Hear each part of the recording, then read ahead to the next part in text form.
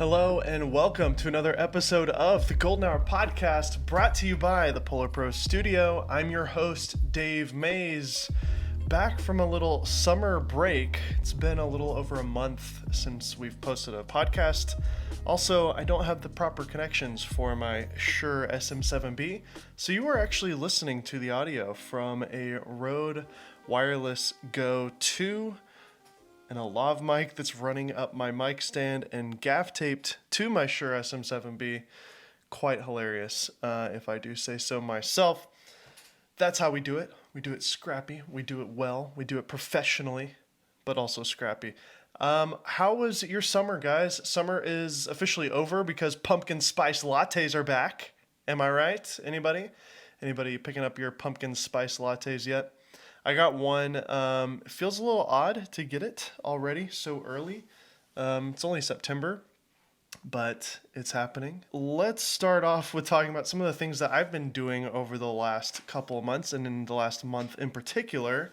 Part of the reason why I haven't been able to post this month, and this will change starting now, we're posting again every single Tuesday on the Golden Hour Show.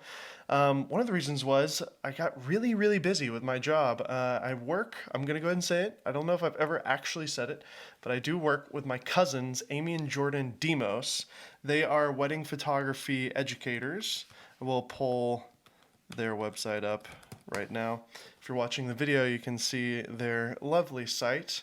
Now, I'm going to be honest, I would have to say that the majority of our listeners here may not be their target demographic. I know this probably for a fact. Let's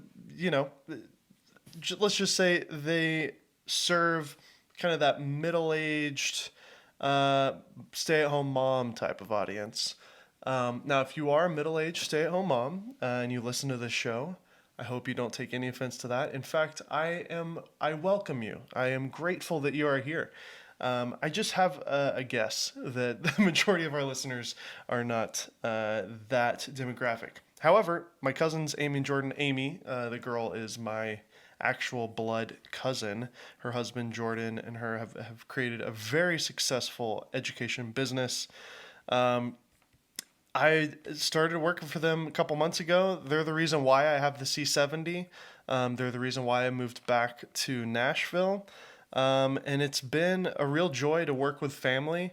It's been a change of pace to work with family, honestly, having people that really, truly care about me and my family and my wife. I'm here on Amy's Instagram account. If you guys are interested in hearing a conversation with them, maybe they would be down to be on the show. They have run a very successful business doing photography education. And it's just been really interesting to get involved in their content, making this new product that they're calling On Location. It kind of comes and goes. They sold it for a couple of days. It's now gone. They're going to probably bring it back at some point. But you can see here, this is a little promo I made. Your next session, your best session. Your best session. We have something we're really excited to share with you. Excited! It's called On Location, and it is by far our most dynamic educational experience yet. We're Amy and Jordan. Amy, Jordan. For the first time ever. So yeah, it's join Amy us. and Jordan going on location, shooting stuff. I follow them around for like 7-10 hours at a time, filming them working, and then I put that together and make a course out of it. It was a lot of fun to make this project. We got to travel a lot, got to go to Charleston, New York City, Arizona, which is where they're from. We have a couple other shoots coming up as well that I'm real excited about. And I don't know what to say other than it's been a really kind of humbling but also inspiring and different chapter in my life, going from being YouTuber, full-time YouTuber and host of Indie Mogul to kind of being behind the camera again, but in a more directorial standpoint and in a more creative director standpoint that I've ever had. They really are leaning on me for almost all of the creative direction, which has been really fulfilling. And I've also learned a lot. I think getting back into this world of working with clients. It's just reignited a passion for filmmaking and for editing and shooting that I don't say I lost it when I was doing YouTube. It's just different. It's different when you're trying to please an algorithm or you're trying to make videos specifically for the YouTube system, rather than just, making a good product, making a high quality product, and spending more time on things than I have in several years. I mean, honestly, the YouTube videos kind of have a certain level of quality that's acceptable, and once you get there, just move on. And with the products I've worked on with Amy and Jordan, I've been able to kind of perfect them and make them as good as I possibly can.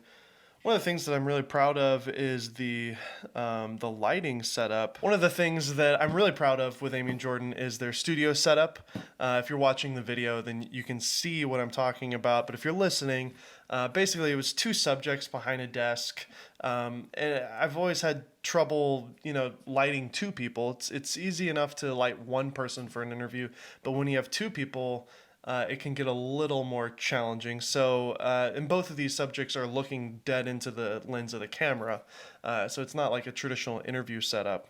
So I got a softbox, the Lantern softbox from Aperture, the 120D2, and that is like dead center. It's like right above the camera.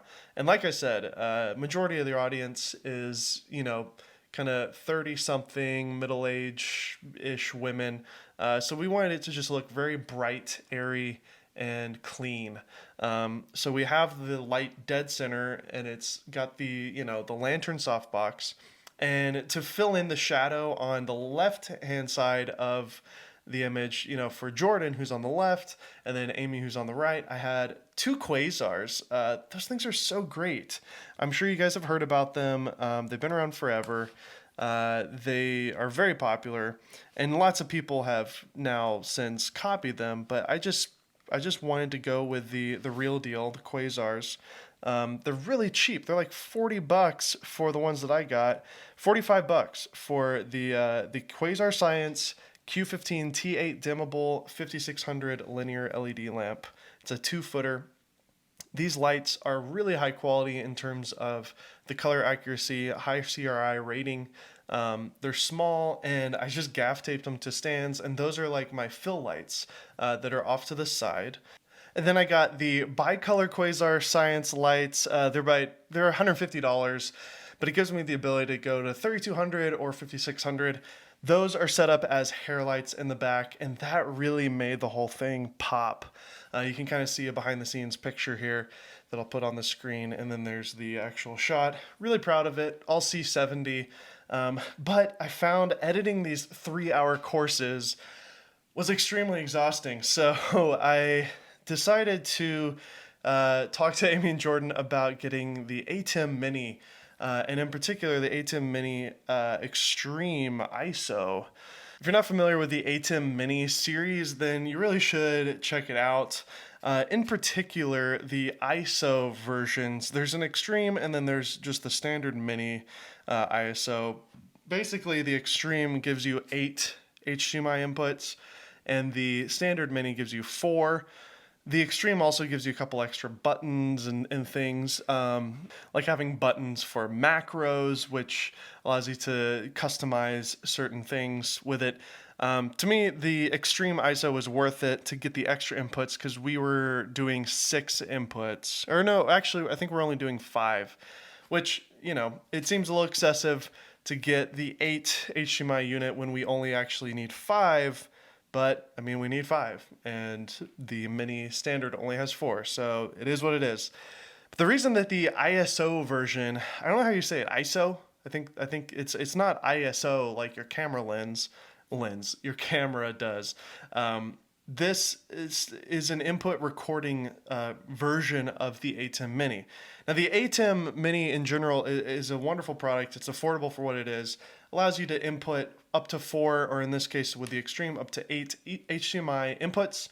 It can then output a USB to your computer, and it actually functions as if it's a webcam. So you can use a multicam switcher for live streaming. You can record that stream, you can record that USB output in OBS, and people use that all the time for YouTube, for Twitch streaming. Even if you're doing like a live show or something like that, it can come in handy. And Blackmagic has some incredible software to go along with it. But the thing that was so interesting to me about the Extreme ISO is the fact that I can essentially do a live edit and it saves every single cut and it creates a DaVinci Resolve project from that recording. So you basically plug in any old hard drive. I have a bunch of old SSDs that I'm using. You plug it into the Extreme ISO or the Mini ISO, and you hit record, and you do your live stream, and you're able to do as many switches as you want. You can do these macros where you could basically zoom in on the image and kind of bake that in, or the picture-in-picture options where maybe you're talking about, in this case where I'm talking about the screen, I'm doing a picture-in-picture, but this is in post. I'm up until now with the Golden Hour show, I had to do all that in post-production, which is really time-consuming. Being able to actually have picture-in-picture baked in is incredible. Obviously, for live streaming or for just a quick turnaround, maybe a podcast or something. But what I loved about this for the way that I'm shooting these 3 to 4 hour long courses is I can have my main camera shot, my zoomed in shot on Amy, my zoomed in shot on Jordan. I have my computer screen, which is what they're reacting to. I film them on location shooting a session, and then they react to it and kind of give their input. And so I want a picture-in-picture ability on the laptop screen that they're looking at. And then we just added a new feature where I have my iPad Pro with Keynote and all the photos that Amy took on Keynote, and she can actually draw on it and like use the pen tool, the Apple Pencil, to draw on the screen and say, hey, look right here, you can see how the light was affecting the image here, or you can see here or whatever. And it's just been so valuable to be able to do this live switch. Otherwise, I'm just sitting there recording on all these devices. I'm just sitting there making sure everything's recording. Also, things never line up perfectly, and having timecode on everything isn't possible all the time. So having every single input going into this box, and when I hit record, it starts recording on every single thing. It saves the entire file. It also has 2 mic inputs, so I'm able to input my Rode Wireless Go's, which is what I'm using for audio on Amy and Jordan. It saves everything as full recordings, just full 1080p. Unfortunately, it's only 1080p. That's maybe the caveat that I should have led with. But for this type of stuff, it's totally fine. It records, until you hit stop, it just records, or until the drive fills up. But every single edit that you make is saved in a DaVinci Resolve file. You open up the file, and no fear if you're a Final Cut or Premiere editor, because Resolve has really great XML support. So I was able to go into Resolve, look at some things, maybe even make a few tweaks and changes in Resolve, because that is where the native kind of project lives. And then I XML it over to Final Cut. Now, unfortunately, it's not a multicam. So if you use multicam switcher in your editing software, that unfortunately does not transfer over. It's really just basically every single shot is, a full take of the whole recording, and then every cut you make is just as if you placed that clip there. So you're able to use the slip tool and change the timing, and if you, lift that clip out of the project, you can delete it and slip something over, or, if you really wanted to, you could sync up each shot individually, maybe make your own multicam and have it on top of the edited layer as a backup in case you need it or something. But I'm still kind of figuring out all the kinks with it. It's not perfect by any means, but man, it is saving me so much time. It would take me like 2 weeks to edit these projects because they're so involved.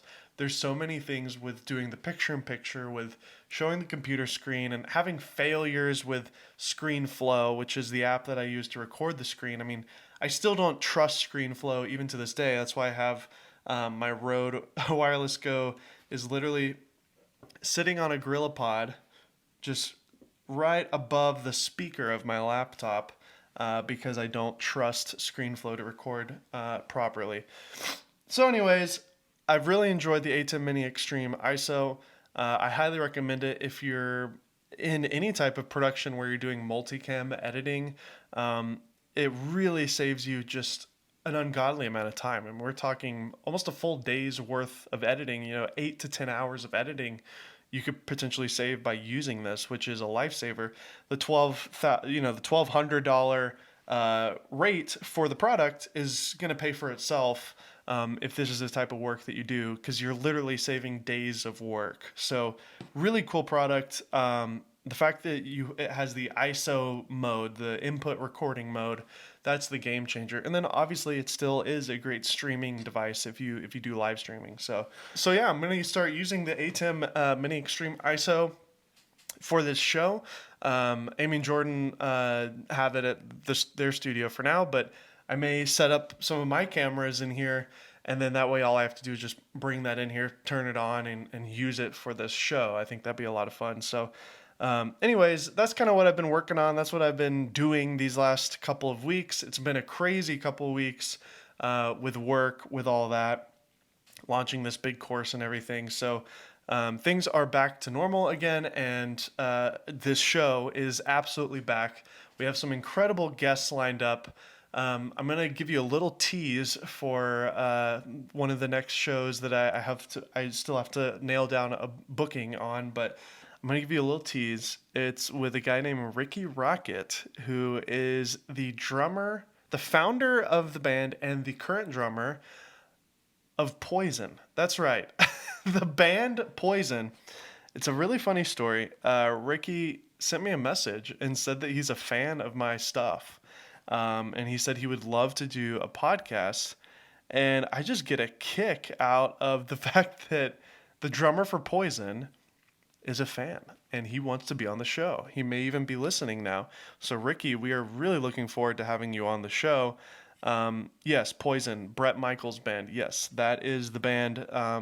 Here's a picture of Ricky with the crew. That's Ricky on the end there. Quite hilarious. The worlds have collided as such, but I'm really looking forward to it. It's definitely not, your typical guest on this show. We have a lot of filmmakers and creators, but what's interesting about Ricky is that he has gotten into YouTube recently. He's a motorcycle guy. He loves to travel. He loves to do all sorts of different things. And so he has been experimenting with YouTube and playing around with YouTube. So I'm sure we'll talk about that with his filmmaking as well. But, I mean, obviously, he's the drummer of Poison. So I am really thrilled and excited to talk to him about rock and roll and what it's like to be a legit rock star.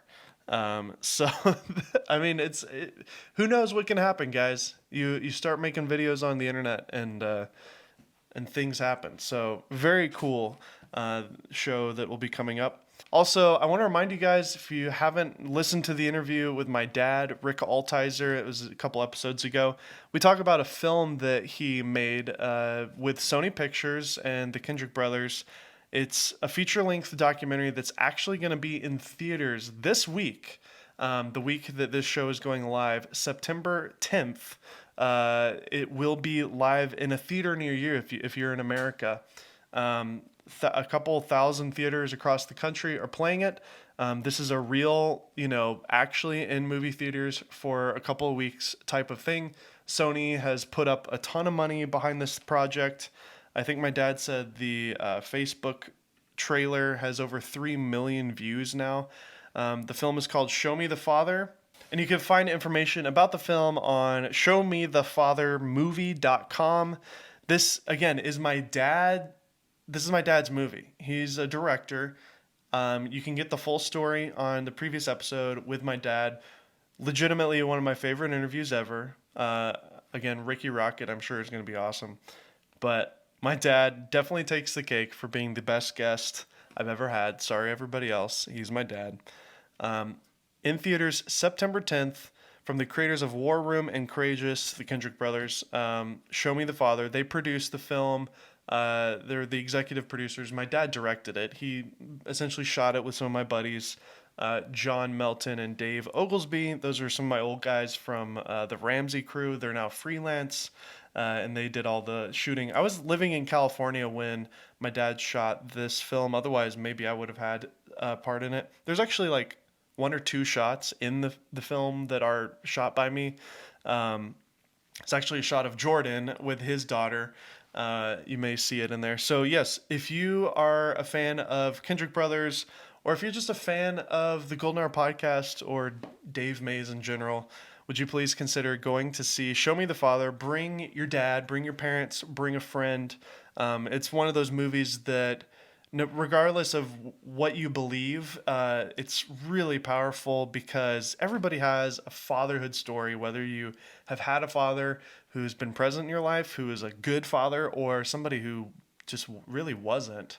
And this film explores all of that and the miracles that can happen with having, a healthy father connection, whether it's a true father, heavenly father, or friend father. So, also, there's some crazy twists and turns in this film. Some NFL stars are in this thing. Really well shot. It was all shot on the Blackmagic Pocket cinema cameras, 4K. I wonder who gave my dad that suggestion. No, he was asking what cameras he should shoot on at the time, and they had a limited budget, and I was like, Blackmagic all the way, because you can plug it in. He loved it. He shot ProRes, went straight to the SSD, the Samsung SSDs or whatever. But anyways, I'm going off the rails here. Please go see Show Me the Father. If you remember that episode, you remember us talking about it. Well, that was like 2 months ago. Here we are now. The time has come. The film is coming out this weekend. ShowMeTheFatherMovie.com. Go check it out. There's a trailer there. You can watch the trailer and kind of see what this film's all about. So yeah, go check it out. Show Me the Father. My dad's movie. All right, so let's get started with some news today.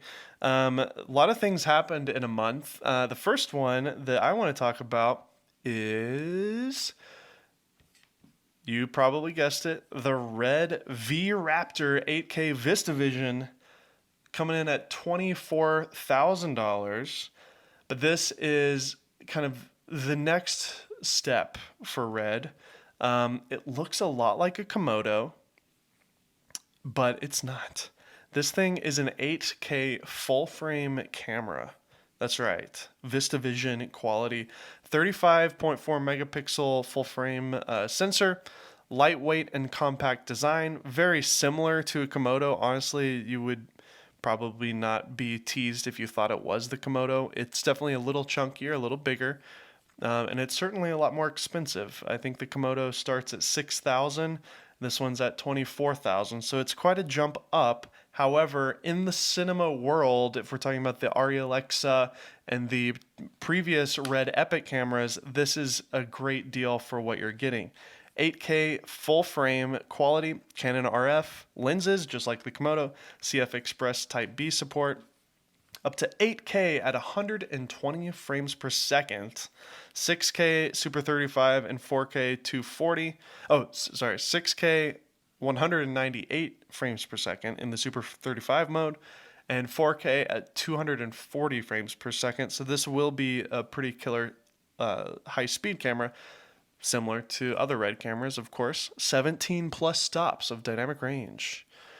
Touch monitor, right side assistance, user interface, RED code RAW, HQ, MQ, and LQ options. So this is similar to the Komodo with their newer kind of RED code formats.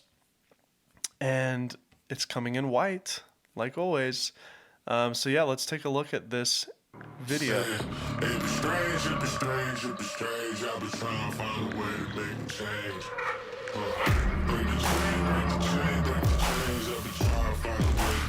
Dude, this video is so epic.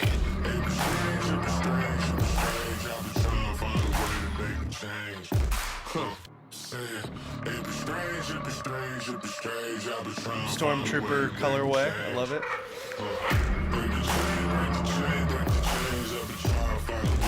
Cool. Okay, that was just like a really cool animation video of the camera. Nice. Let's take a look at what we got here. We got SDI 1, SDI 2, so that's cool. 2 outputs.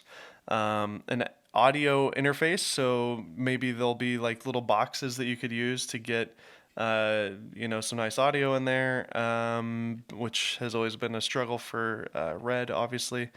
I would assume that this thing has the similar kind of autofocus system that is still kind of in beta for them. We have to watch this one though. This is a short video with Jason Momoa shooting on it. This guy has kind of become the modern day like RED evangelist, and he's such a celebrity. Huge win for RED, but he's Jason Momoa, so I don't know if we should be taking camera advice from him, but I mean, he's pretty cool. Oh man. No warning. What? What? Hold on. Nobody on the planet knows about this yet. Shit, man. Oh man! Okay, this guy's kind of going a little crazy. It's probably because he's an actor and he's playing it up. No, I'm just kidding. He's stoked, but I don't think he knows. I don't think he knows what it is. He just saw a white camera. He doesn't know it's Vistavision yet. That's amazing.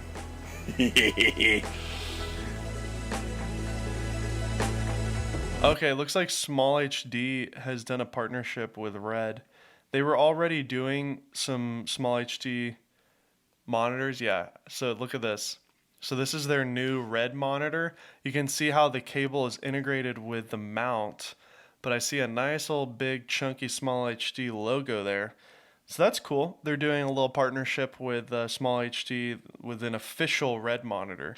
They were already sort of doing that with the Komodo, but looks like the partnership has become official because they're going to be selling this with the camera. Yeah, look at that. See, he's got the RED camera.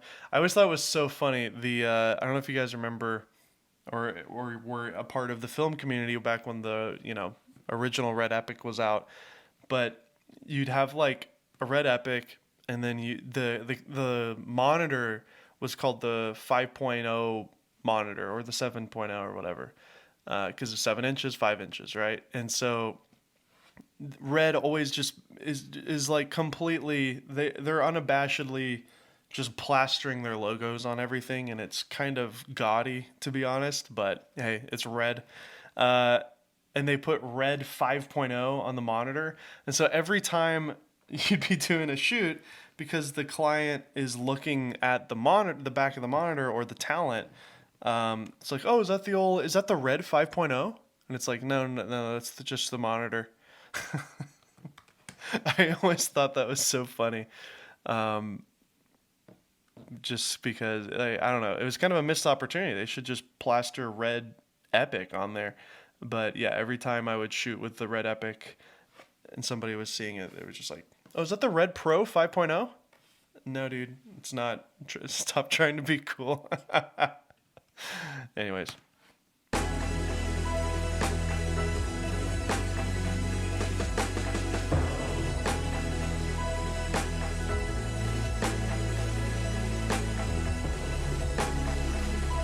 Cool. Shooting some slow-mo with his son. I like that. Of course his son's like got super long hair, shooting bow and arrows in the backyard. It's super cool. So here's something that I think is hilarious, and I've fallen victim to this myself.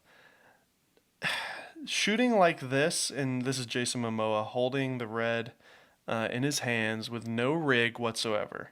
Now it looks really clean. It looks sexy, and I like to think that this is a good way to shoot. It really isn't. I do it all the time with my C70, but you gotta have something. You gotta have a monopod. You gotta have a gimbal. You gotta have an easy rig. It's just not, well, I don't know. If you got arms like a tank, like this guy, maybe you can get away with it. So maybe that's the difference, is Jason Momoa actually works out and I don't.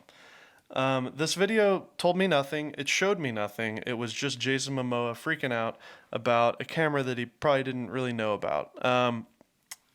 It's still really cool. I'm excited to hear more about it. I can't wait to get my hands on one and potentially do some tests. But this will be out of most people's price range. I mean, $25,000. Now we've now gone beyond the kind of accessible for most people stage. Now this will be a cheap camera to rent for professional shoots, and that's probably where this will get a lot of work. This, if it's as good as I would expect an 8K VistaVision RED to be, this may become a staple in Hollywood and in the higher end world of things, which would also be revolutionary because $25,000 in that world is actually extremely cheap. The RE setup can cost hundreds of thousands of dollars. So to get an 8K VistaVision, which, by the way, VistaVision is kind of like cinema term. It comes from VistaVision film, which was like 70 millimeter, which is close to your standard full frame of what as coming from the DSLR hybrid world. VistaVision basically just means full frame, but it sounds cooler because it's more Hollywood. So yeah, very cool from RED. I'm excited to see it. I'm sure the low light will be great with that bigger sensor. I'm sure the colors will be great. That's what I love about RED, is their color science has gotten so good and it's so distinct and so beautiful. I'm good friends with David Amell, who works with Marquez Brownlee, and I was in New York actually shooting it on location, and I got to have lunch with David, and he was a guest on the podcast too. David has been working there now for a while. When I interviewed him on this show, he was just about to begin his job. But I was talking about the RED and why Marquez uses the RED. And he said it's all color science. They really love the color out of the RED, and it's just unique enough to where it really stands out and has a beautiful look on YouTube that most people don't get. And I feel that to be completely true and valid. When I shot, even with the Komodo, I found the color to just be fabulous. And if I had a choice, I would go Komodo over the C70. I just feel like the C70 is just a workhorse tool. I'm able to shoot this podcast with it, trust that the autofocus is working. I'm shooting like a lower res file that I know will take up no space and be super easy to edit on a laptop. And, different tools for different jobs. But this new RED Raptor, go check it out online. Some really cool stuff coming out from RED. So everybody loves RED, right? Next thing I want to talk about is this hilarious fan that's made for the EOS R5. If you're not familiar, the R5 from Canon overheats like crazy. You're not really able to record continuously in 8K or even in the high quality 4K mode for very long. And it's something that they marketed as like a real feature, and some people even bought it for that, and then they got burned by the fact that the camera would only record for like 20 minutes, and then you have to wait 30 minutes before you can record again, which is ridiculous. So Tilta tried to fix it with a fan based on this really fabulous review on newsshooter.com, which I highly recommend you check out.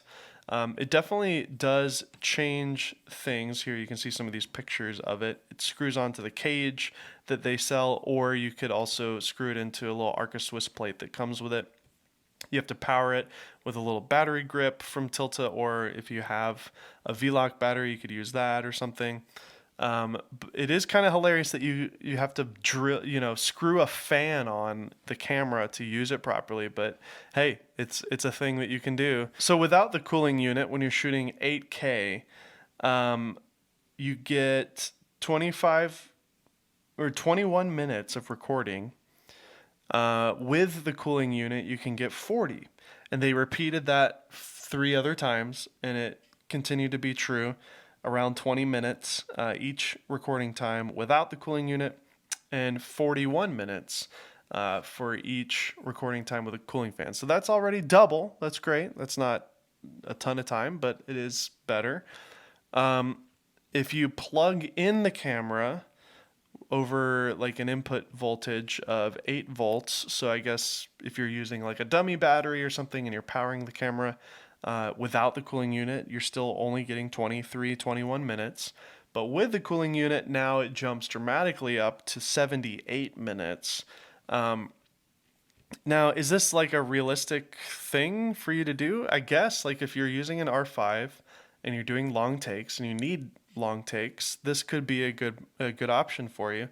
I would imagine that if you shot 4K and not 8K, it would be even better performance. But I just wouldn't invest in anything like this, especially when we have heard rumors of Canon doing an R5C, hopefully next year. So we're still kind of waiting on Canon to do the next like real true video hybrid camera that is kind of competing with the A7S III. I think it's a little too late. I think they were banking on the R5 to be that, and then the A7S III came out and just completely slaughtered it. If you bought an A7S III in the last year, please comment down below and let me know your thoughts. I feel like it's been finished. Like at this point, Sony has pretty much transitioned everybody over. I mean, even I think Jesse Driftwood bought the C70 and ended up just switching to the A7S III.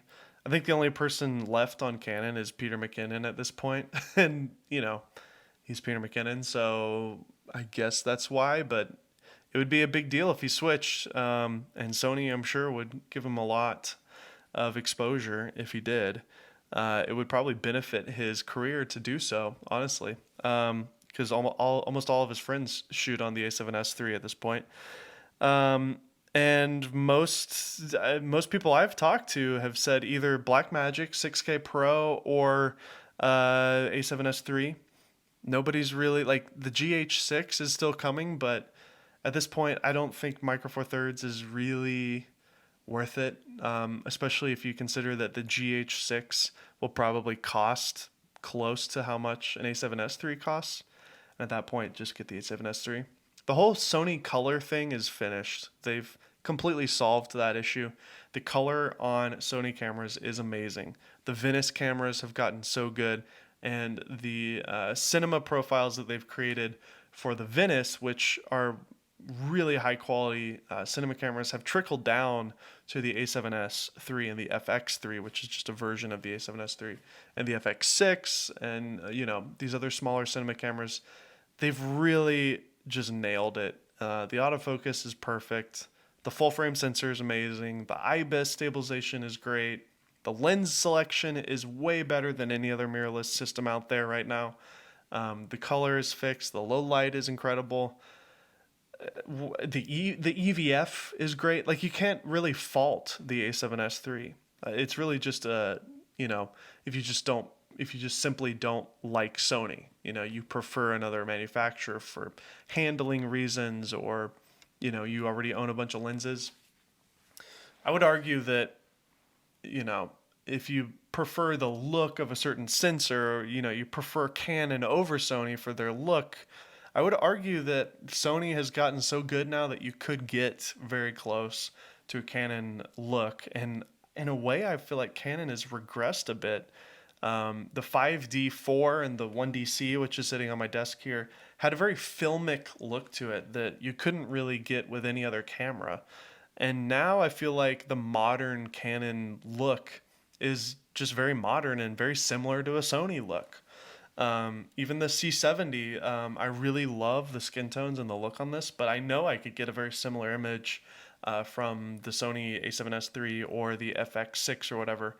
The only reason I got this is for compatibility with EF lenses, which Amy and Jordan own a whole slew of. So anyways, very interesting stuff from Tilta. I don't think anybody's going to buy this, but it's there if you want it. If you are that small niche of people who need a fan for your R5 to get a little bit longer record time. And then lastly, on our news talk and rumors, is the iPhone 13. Now, I've been using the iPhone 12 Pro Max for the last, almost year now. That was one of the big videos that we did for Indie Mogul.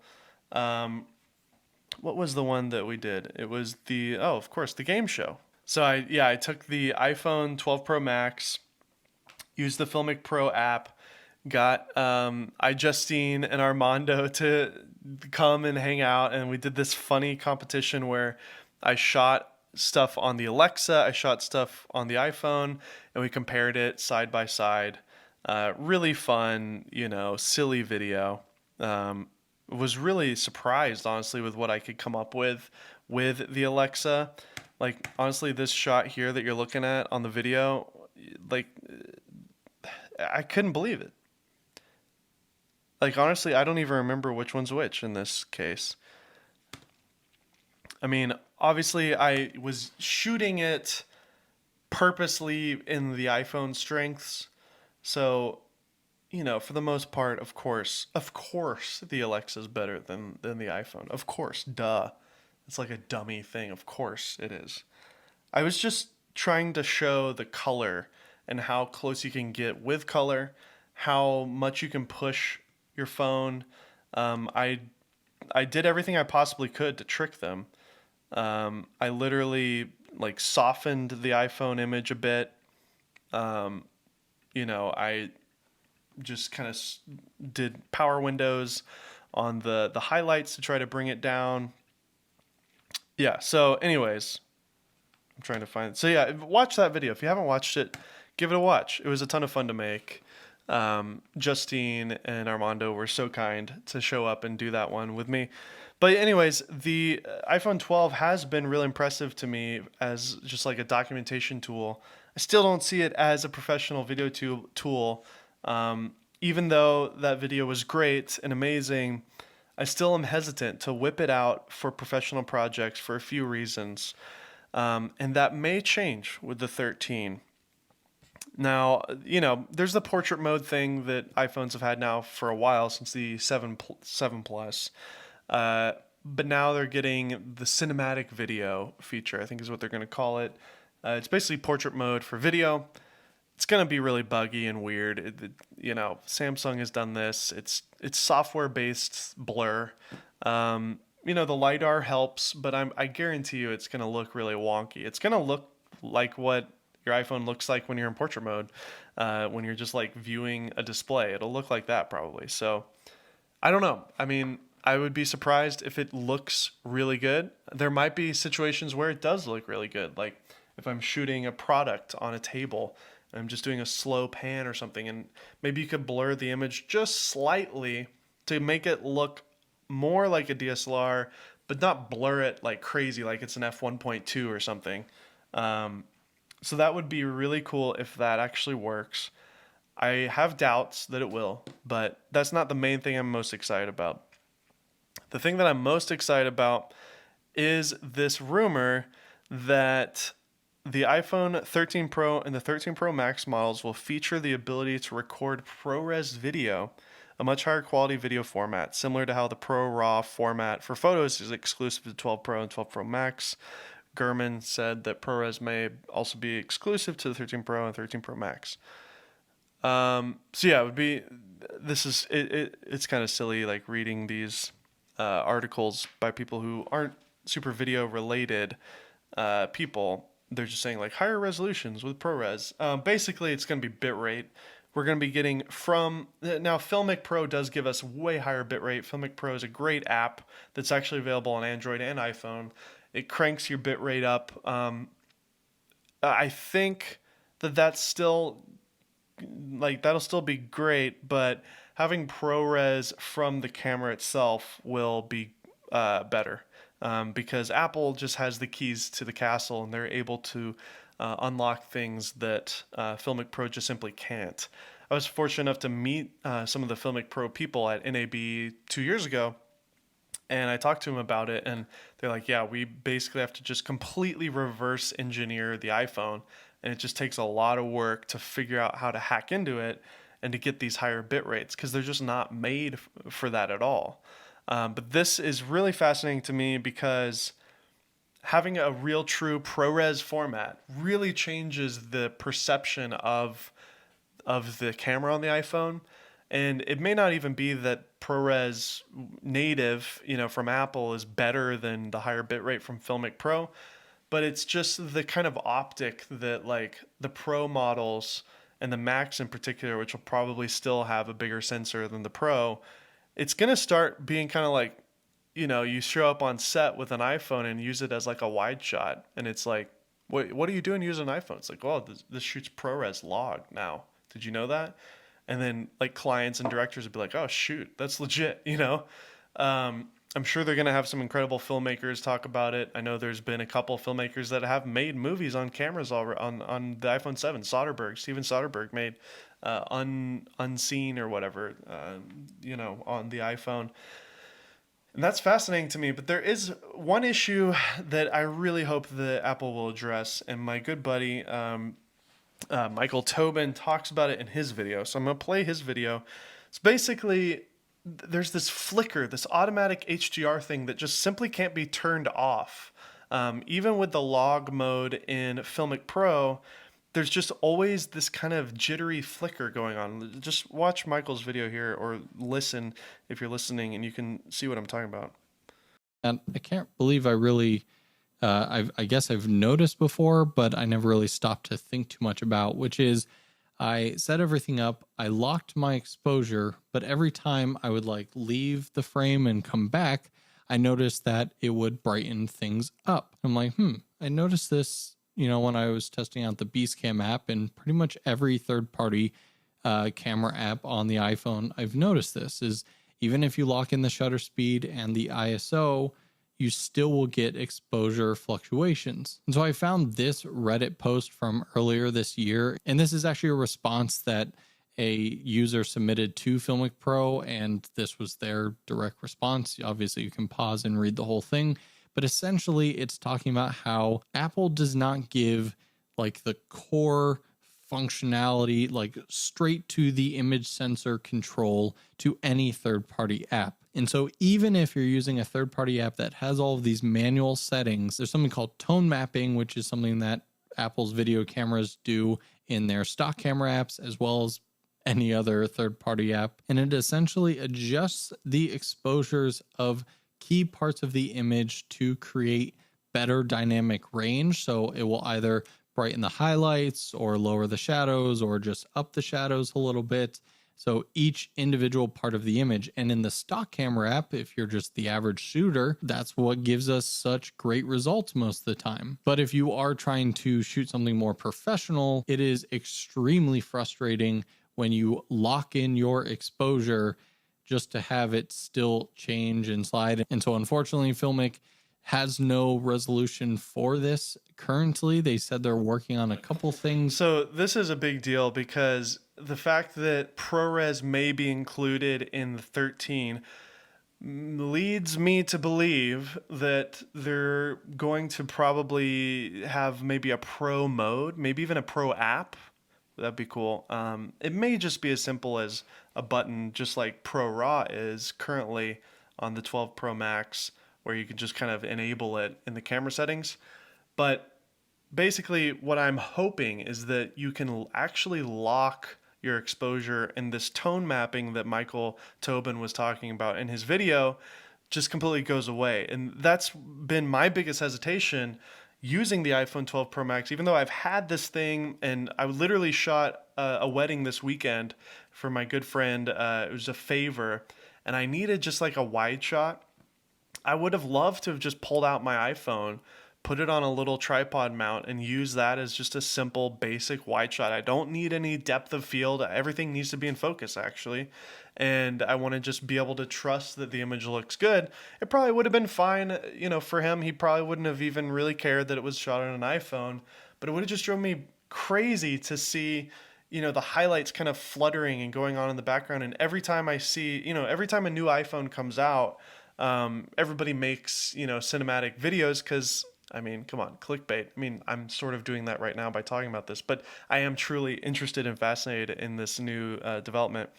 Matty Apoya had a great little cinematic that he did when the 12 Pro came out, and I could just see the fluttering going on like all the time in the image.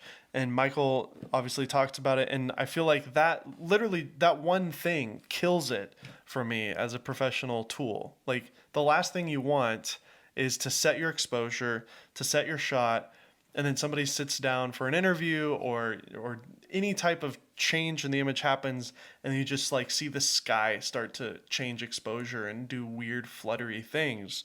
Like that's not what a professional camera does. And if they're calling it the 13 Pro, with this next one, in this case, the 12 Pro Max, like, why is it not truly Pro? So I'm not sure if Apple will allow, this tone mapping thing to be disabled when you go into the ProRes mode built in. But I would hope that Filmic Pro will maybe have access to these things now that ProRes is being added from a native perspective. Apple is enabling high bitrate and high quality recording now, so I'm sure Filmic Pro may be able to tap into that, and maybe we could finally get rid of that tone mapping, which means now we're recording ProRes log on an iPhone with no fluttering or flickering. Like, I feel like at that point there's really no reason to carry around like a ZV-1 or the RX100 series, those little point and shoot kind of vlogger cameras. I feel like at that point it's like, if you're a YouTuber, I mean, honestly, if you're already a YouTuber for a niche that doesn't care about the quality of the video, you can already use an iPhone and get away with it and literally make an entire living using this phone as your main video camera. And obviously TikTok has changed the game completely. I mean, every single big creator, all of them are shooting on the iPhone. And not only that, they're shooting on the selfie camera, which is a terrible camera. That's another thing that I wish they would address. So many people rely on the selfie camera as their main camera that they're using as a tool, for TikTok or social media content.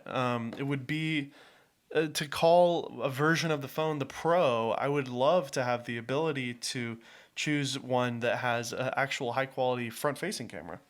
But of course there's always the option of using your Apple Watch. I've talked about this already. Phone mount screen or something. I don't know. I showed a picture of it a couple episodes ago. This is actually a great little accessory and a great idea.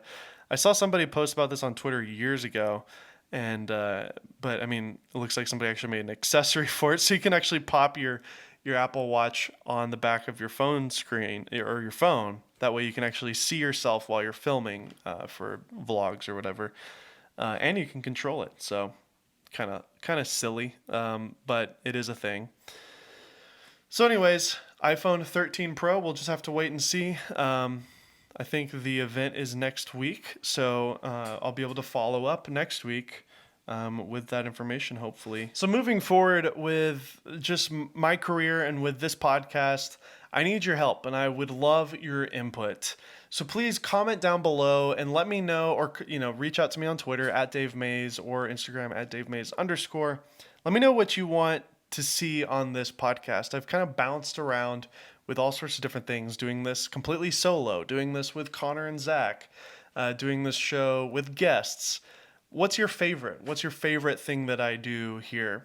And trying to find the right balance of being able to make this as consistently as possible. And to me, that's once a week, every single Tuesday, which I promise to get back on and do again. And I do love having guests on the show. Like at one point I was like, I'm only going to do it by myself. And then I was like, well, it would be nice if I had a co-host. So Connor helped me out, but then it was just too hard to schedule that with Connor. So, then it was like, okay, let me get guests on, but it's always almost next to impossible lining, guests up every single week with my schedule, with their schedule. I already had to cancel and move around Ricky Rocket, the drummer from Poison. I already had to move him around a couple times, and I feel terrible about that. And it's just because I have a full-time job and people are busy. So please let me know your thoughts on this show, what you would like to see moving forward, with all that in mind, with what I just said in mind. Also, I think I'm ready to come back to YouTube. A lot of things have been going on in my mind, these last couple months. I got a ton of really positive comments and some really supportive things from all of you guys. I really appreciate it from the episode 123, how I became a YouTuber and why I left California. That was kind of really just me just kind of sharing my heart, kind of getting it all out, a lot of built up stress and the things that I was dealing with over these last couple months. And to be honest, I've really become just super content with not being a YouTuber again. I've really, my needs are met with my job. I'm present with my family, but I love YouTube. I really, really love it. I loved doing it. And so I feel like I needed this break. I really, really, truly did. Being the host of Indie Mogul was such an honor and a privilege. And it just consumed my life, and it was always about the next step, like getting more views, making more money, working with bigger people. And I just got so wrapped up in that game that I feel like I needed to be ripped out of it and thrown back into a place that's familiar to me, Nashville, and kind of be reminded of what's important in life. And that's some of the things I talked about in that episode. So I really appreciate all the support and all the comments. A couple of you guys actually shared some really deep stories with me. I'm not going to say your names, but you know who you are, and I really appreciate it. I want to give a special shout out to my buddy Bobby, who I just met this weekend at a shoot. His Instagram is at Mr_photography with an F, F-O-T-O, Griffey. Incredible handle, love it. This guy, he's a photographer in Dallas, and he does motorcycles and model shoots and stuff, really cool stuff. But he's a fan of the show, like a legit fan. Hi, Bobby, if you're listening. And we just had some great conversation. I got to know his story, got to hear his journey in photography, and I shared mine as well. But he just really encouraged me. And it was really odd for me to like meet somebody in person who actually listens to this show and who's actually watched my videos. And I think a lot of us can get wrapped up in social media, and you see comments and you read things, and it doesn't, I don't know, it's not the same when you're typing it towards somebody. And it's also not the same when you're reading it, when you're receiving it. And I've definitely received so much support from you guys, and I really appreciate it. But I'm looking forward to going back out to events and being a part of the community again, because actually meeting Bobby, talking to him, and hearing him just encourage me to, make another episode, get back on the horse, start making content again, was just really encouraging. And thank you, Bobby, for saying that. So I have some ideas. I will stick to tech and camera stuff, but I want to really focus on building a personality brand and just having you guys hang out and just have a good time. That may mean that I will do things that are completely unrelated to camera stuff, like Tetris. I've been so obsessed with Tetris. I'm not even kidding. One of the things that I got in the last month is a classic NES. Maybe I could do a whole episode on this. I bought the original NES Tetris game, and I am officially obsessed with it. I've played a lot of other Tetris games through emulation. I've played like the N64 version, the Game Boy versions. I downloaded the iPhone apps. There's the official one, and then there's actually a new Apple Arcade version. And then my brothers let me borrow his Switch, and I got Tetris 99. I have Tetris Connected on Xbox.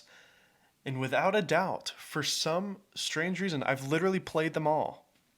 The one that's the most fun and the one that is the most fulfilling to play is the NES version.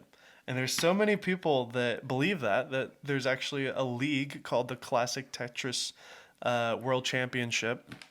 And they have a yearly championship where people come together and they play NES Tetris. They literally play on old 80s, NESs plugged into CRT televisions. And you may have seen it on the internet. One of them kind of went viral a couple years ago. And so I'm kind of playing and training to go compete. So that'll be part of my journey as well. It's related to tech. I've been nerding out with all the retro gaming stuff.